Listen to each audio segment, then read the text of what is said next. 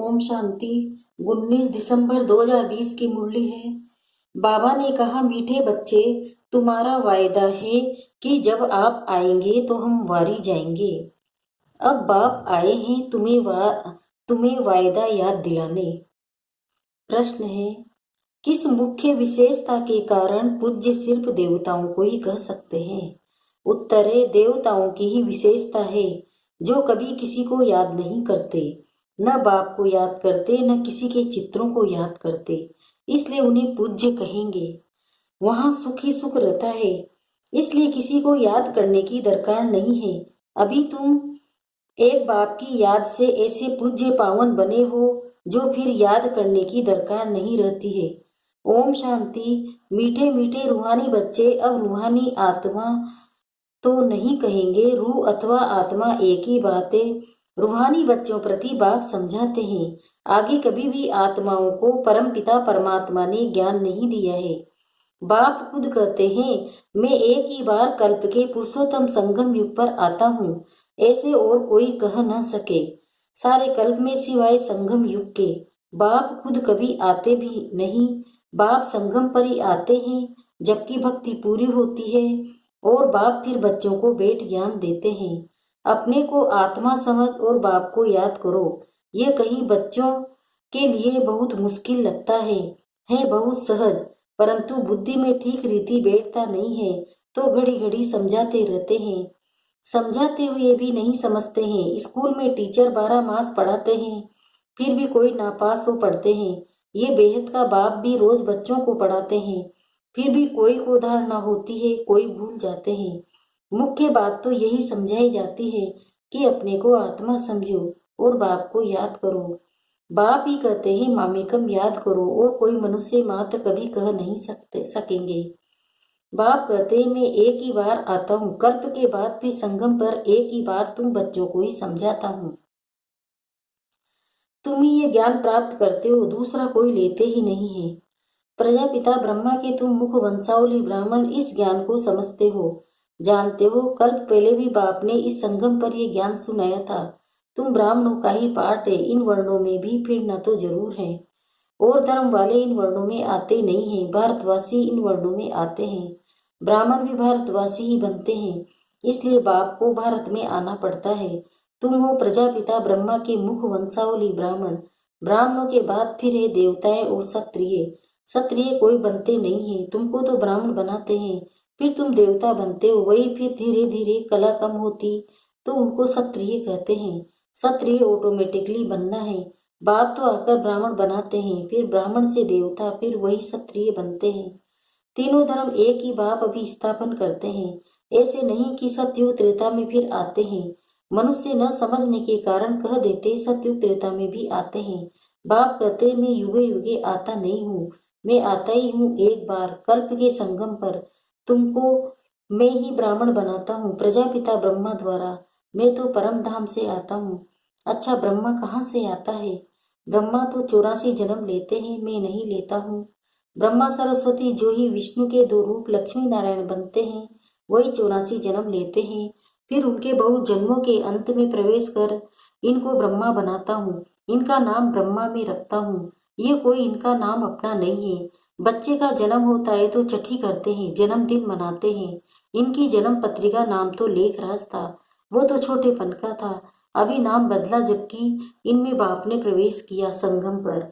सो भी नाम बदलते तब हैं जबकि यह वानप्रस्थ अवस्था में है। वह सन्यासी तो घर बार छोड़ चले जाते हैं तब नाम बदलता है।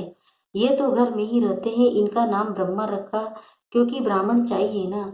तुमको अपना बनाकर पवित्र ब्राह्मण बनाते हैं। पवित्र बनाया जाता है, ऐसे नहीं कि तुम जन्म से ही पवित्र हो।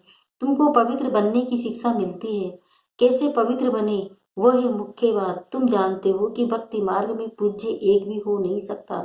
मनुष्य गुरुओं आदि को माथा टेकते हैं क्योंकि घर बार छोड़ पवित्र बनते हैं।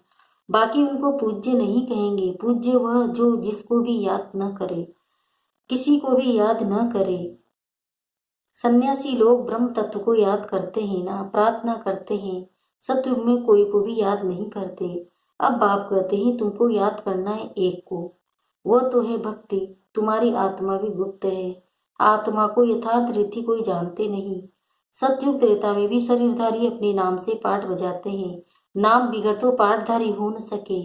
कहाँ भी हो शरीर पर नाम जरूर पड़ता है। नाम बिगड़ कैसे पाठ बजाएंगे। तो बाप ने समझाया है, भक्ति मार्ग में गाते हैं, आप आएंगे तो हम आपको ही अपना बनाएंगे, दूसरा न कोई, हम आपका ही बनेंगे। यह आत्मा कहती है, भक्ति मार्ग में जो भी देहधारी हैं, जिनके नाम रखे जाते हैं, उनको हम नहीं पूजेंगे। जब आप आएंगे तो आप पर ही कुर्बान जाएंगे। कब आएंगे ये भी नहीं जानते। अनेक देहधारियों की नामधारियों की पूजा करते रहते हैं। जब आधा कल्प भक्ति पूरी होती है तब बाप आते हैं, कहते हैं, तुम जन्म जन्मांतर कहते आए हो, हम तुम्हारे बिगड़ किसी को भी याद नहीं करेंगे, अपनी देह को भी याद नहीं करेंगे, परंतु मुझे जानते ही नहीं तो याद किसे करेंगे। अब बाप बच्चों को वेद समझाते हैं, मीठे मीठे बच्चों, अपने को आत्मा समझो और बाप को याद करो।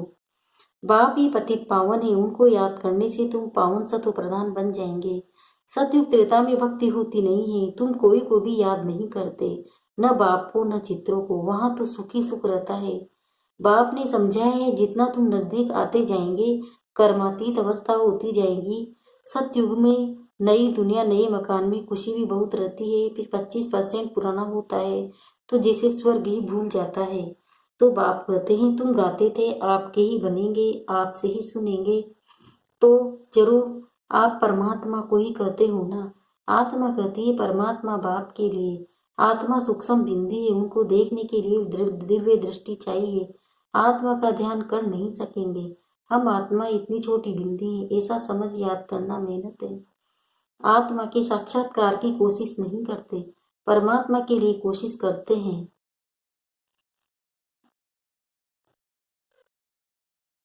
जिसके लिए सुना है कि वह 1000 वर्ष से तेजोमय है। किसी को भी साक्षात्कार होता है तो कहते हैं बहुत तेजोमय था, क्योंकि वही सुना हुआ है। जिसकी नोदा भक्ति करेंगे देखेंगे भी वही, नहीं तो विश्वास ही न बैठे। बाप कहते हैं, आत्मा को ही नहीं देखा तो परमात्मा को कैसे देखेंगे। आत्मा को देख कैसे सकते हैं। और सबके तो शरीर का चित्र है, नाम है, आत्मा है, बिंदी बहुत छोटी है, उनको कैसे देखेंगे। कोशिश बहुत करते हैं परंतु इन आंखों से देख न सके। आत्मा को ज्ञान की अव्यक्त आंखें मिलती है। अभी तुम जानते हो हम आत्मा कितनी छोटी है। मुझ आत्मा में 84 जन्मों का पाठ नूंदा हुआ है, जो रिपीट होता है। मैं शांत स्वरूप आत्मा हूँ, शांति के सागर की छत्र छाया में हूँ। शांति के सागर से शांति की किरणें निरंतर मुझ में समा रही है, मुझसे निकल निकल पूरे विश्व में फैल रही है। विश्व की आत्माएं शक्तिशाली बन रही है। विश्व की सर्व आत्माओं का कल्याण हो, कल्याण हो, कल्याण हो। आत्मा कहती है, परमात्मा बाप के लिए आत्मा सूक्ष्म बिंदी है, उनको देखने के लिए दिव्य दृष्टि चाहिए। आत्मा का ध्यान कर नहीं सकेंगे। हम आत्मा इतनी छोटी बिंदी है, ऐसा समझ याद करना मेहनत है। आत्मा के साक्षात्कार की कोशिश नहीं करते, परमात्मा के लिए कोशिश करते हैं, जिसके लिए सुना है कि वह 1000 सूर्य से तेजोमय है। किसी को साक्षात्कार होता है तो कहते हैं बहुत तेजोमय था, क्योंकि वही सुना हुआ है। जिसकी नोदा भक्ति करेंगे देखेंगे भी वही, नहीं तो विश्वास ही न बैठे। बाप कहते, आत्मा को नहीं देखा तो परमात्मा को कैसे देखेंगे। आत्मा को देख ही कैसे सकते हैं, और सबको तो शरीर का चित्र है, नाम है, आत्मा है, बिंदी बहुत छोटी। तुम्हें देवी गुण धारण करने हैं, खान पान की भी रोयल होना चाहिए, चलन बड़ी रोयल चाहिए। तुम देवता बनते हो, देवताएं खुद पूज्य हैं, वो कभी किसी की पूजा नहीं करते। ये तो डबल सिर ताज है, ये कभी किसे पूजते नहीं, जो पूज्य ठहरे ना। सतयुग में किसी को पूजने की दरकार ही नहीं, बाकी हाँ एक दो को रिगार्ड जरूर देंगे। ऐसे नमन करना, इनको रिगार्ड कहा जाता है। ऐसे नहीं, दिल में उनको याद करना है, रिगार्ड तो देना ही है। जैसे प्रेसिडेंट है, सब रिगार्ड रखते हैं, जानते हैं बड़े मतरबे वाला है, नमन थोड़े ही करना है। तो बाप समझाते हैं, ये ज्ञान मार्ग बिल्कुल अलग चीज है, इसमें सिर्फ अपने को आत्मा समझना है। जो तुम भूल गए हो, शरीर के नाम को याद कर लिया है, काम तो जरूर नाम से ही करना है, बिगड़ नाम किसको बुलाएंगे कैसे। भल तुम शरीरधारी बन पाठ बजाते हो, परंतु बुद्धि में शिव बाबा को याद करना है। कृष्ण के भक्त समझते हैं हमको कृष्ण को ही याद करना है, बस जिधर देखता हूँ कृष्ण ही कृष्ण है। हम भी कृष्ण, तुम भी कृष्ण, अरे तुम्हारा नाम अलग उनका नाम अलग, सब कृष्ण ही कृष्ण कैसे हो सकते। सबका नाम कृष्ण थोड़ी ही होता है, जो आता सो बोलते रहते हैं। अब बाप कहते हैं भक्ति मार्ग के सब चित्रों आदि को भूल एक बाप को याद करो। चित्रों को तो तुम पतित पावन नहीं कहते, हनुमान आदि पतित पावन थोड़े ही हैं। अनेक चित्र हैं, कोई भी पतित पावन नहीं है। कोई भी देवी आदि जिसको शरीर है उनको पतित पावन नहीं कहेंगे। 6-8 भुजा वालों देवी आदि बनाते हैं सब अपनी बुद्धि से। यह कौन वह तो जानते नहीं। यह पतित पावन बाप की औलाद मददगार है, ये किसी को पता नहीं है। तुम्हारा रूप तो ये साधारण ही है, ये शरीर तो विनाश हो जाएंगे, ऐसे नहीं कि तुम्हारे चित्र आदि रहेंगे। यह सब खत्म हो जाएंगे। वास्तव में देवियां तुम हो, नाम भी लिया जाता है, सीता देवी, फलानी देवी। राम देवता नहीं कहेंगे, फलानी देवी व श्रीमती कह देते हैं, वह भी रोंग हो जाता है। अब पावन बनने के लिए पुरुषार्थ करना है। तुम कहते भी हो से पतित से पावन बनाओ, ऐसे नहीं कहते कि लक्ष्मी नारायण बनाओ। पतित से पावन भी बाप बनाते हैं, नर से नारायण भी वही बनाते हैं। वो लोग पतित पावन निराकार को कहते हैं और सत्यनारायण की कथा सुनाने वाले फिर और दिखाए हैं। ऐसे तो कहते नहीं है बाबा सत्यनारायण की कथा सुनाकर अमर बनाओ, नर से नारायण बनाओ। सिर्फ कहते हैं आकर पावन बनाओ। बाबा ही सत्यनारायण की कथा सुनाकर पावन बनाते हैं। तुम फिर औरों को सत्य कथा सुनाते हो और कोई जान न सके। तुम ही जानते हो, भल तुम्हारे घर में मित्र संबंधी भाई आदि है, परंतु वो भी नहीं समझते हैं। अच्छा, मीठे मीठे सिकिल्दे बच्चों प्रति माता पिता बाप दादा का याद प्यार और गुड मॉर्निंग। रूहानी बाप की रूहानी बच्चों को नमस्ते। हम रूहानी बच्चों की भी रूहानी माता पिता बाप दादा को याद प्यार गुड मॉर्निंग, नमस्ते नमस्ते नमस्ते। शुक्रिया बाबा, शुक्रिया आपका पद्मा पदम शुक्रिया। धारणा के लिए मुख्य सार है। पहला है, स्वयं को श्रेष्ठ बनाने के लिए बाप की जो श्रीमत मिलती है उस पर चलना है। देवी गुण धारण करने, खान पान चलन बहुत रॉयल रखना है। दूसरा है, एक दो को याद नहीं करना है, लेकिन रिगार्ड जरूर देना है। पावन बनने का पुरुषार्थ करना और कराना है।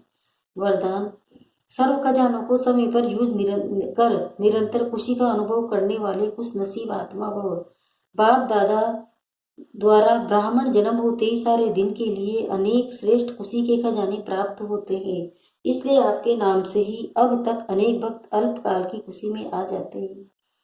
आपके जड़ चित्रों को देखकर खुशी में नाचने लगते हैं। ऐसे आप सब कुछ नसीब हो।